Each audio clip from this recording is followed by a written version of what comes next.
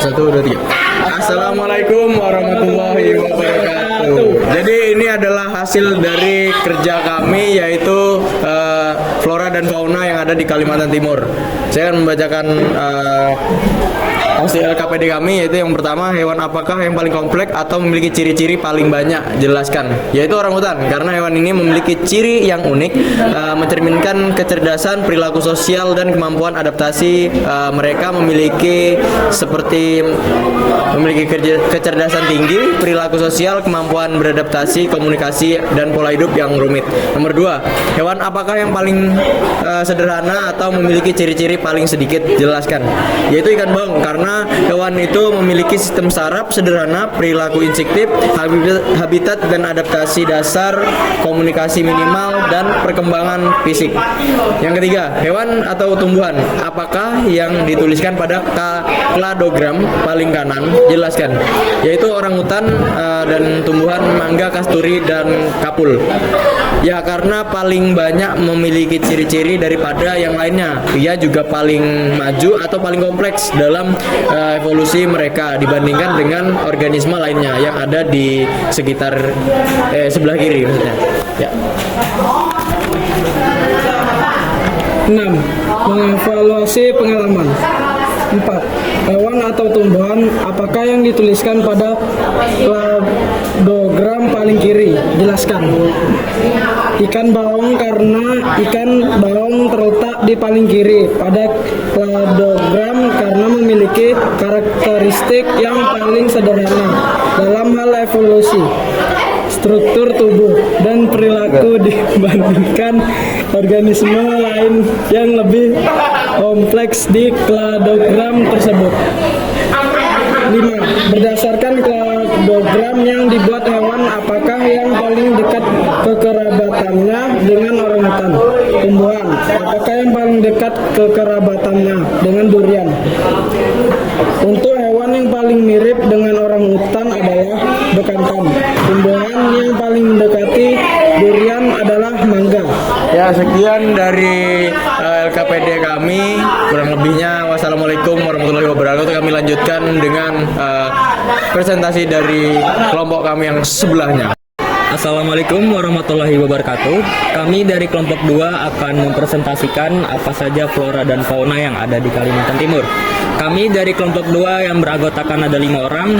Dengan saya sendiri Arjuna Walid Ghazali. Saya Dema Sita. Saya Nabila Safawandani. Dan di belakang kamera ada Diki Chandra Setiawan serta Revaldi yang masih ditahu tidak ada di mana. Kita masuk ke area faunanya. Untuk di tabel kita memilih spesies ada pesut, ikan baung, burung enggang, bekantan, dan orangutan. Serta ciri-cirinya kami memilih ada multiseluler, habitat darat, memiliki gigi taring, rambutnya berwarna oranye kecoklatan, dan tidak memiliki ekor. Untuk hewan pesut hanya memiliki multiseluler dan memiliki gigi taring. Untuk ada hewan ikan baung memiliki ciri-ciri di multiseluler. Baru ada burung enggang, itu hanya memiliki ciri-ciri di multiseluler dan habitat darat. Untuk hewan bekantan memiliki 4 ciri-ciri, yaitu ada multiseluler, habitat darat, memiliki gigi taring, dan rambutnya berwarna oranye kecoklatan.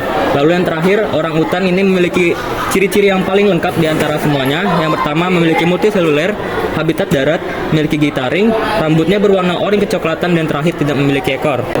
Selanjutnya saya akan menjelaskan diagram fauna. Yang pertama adalah yang paling umum. Yang paling umum ciri-cirinya yaitu multiseluler. Ada di hewan pesut, ikan baung, enggang, bekantan, dan orangutan. Yang kedua adalah habitat darat.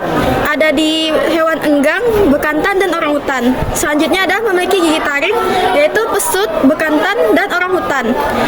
Yang selanjutnya adalah rambutnya berwarna orange kecoklatan. Itu ada bekantan dan orangutan. Dan yang paling khusus adalah tidak memiliki ekor adalah orangutan. Dan selanjutnya ada diagram kladogram.